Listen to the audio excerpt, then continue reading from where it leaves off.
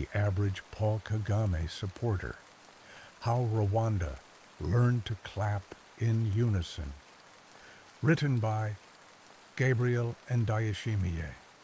Part 1. Scene 9. Do you know what it is to rot intact? I do. I am doing it now, slowly, exquisitely, not decaying like fruit. No, not in the noble, fragrant way that nature permits. No, institutional rot. That's what this is, a spiritual mildew, an administrative decomposition of the soul. They do not kill you here. They unperson you. They preserve your skin, your smile, your habits, while scooping out whatever flame once animated your name. It is a violence so clean, so well-mannered, it feels almost polite. And the most demonic part? They let you participate. I go to the market. I nod at the guard. I pay my bills on time. I am civil. But all the while I am screaming into my own bloodstream, begging my marrow to remember what it meant to matter. There is no need for gulags now. The mind is enough. The silence is enough. Irrelevance is a cell no one sees, and therefore no one mourns. That's the brilliance of it. You're not silenced. You're outpaced. You're not censored. You're forgotten. They do not fear your words because they have ensured no one hears them. It is the new calculus of tyranny. If a man screams in the void and no one is listening, did he ever resist? And still I write. Because to stop would be to surrender the illusion that I am still here, that there is still a me doing the writing, that the man who left the note was not the last spark before the extinguishing. You think this is a letter? No, this is a seance. I am calling out to what remains. She visits less now, or more. I can't tell anymore. Her voice is no longer external.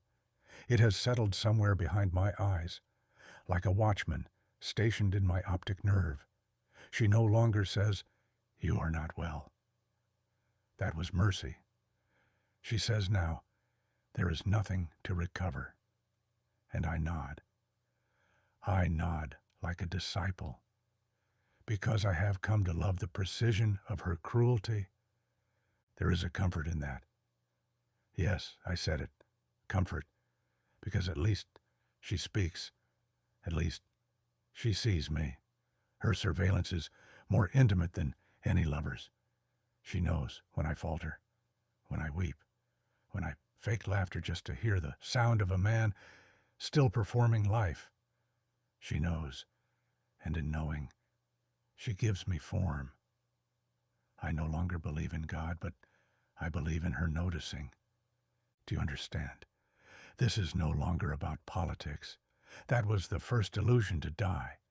This is about ontology, being, presence, the ache of becoming vapor while still having a face.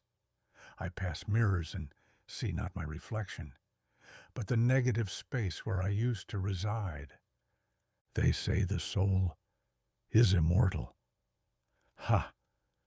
Mine expired like a license, unrenewed, unnoticed.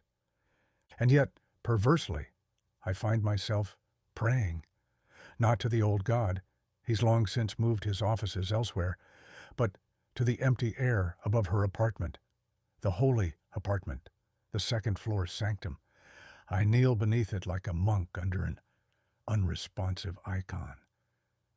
I whisper my letters aloud now, just in case the wood carries sound. I read them to the ceiling as though it were a sky. One day I will stop writing, not out of despair, but out of integration, because soon I will no longer need to explain myself. I will be indistinguishable from the silence. I will be fluent in it. I will have become a state-approved ghost.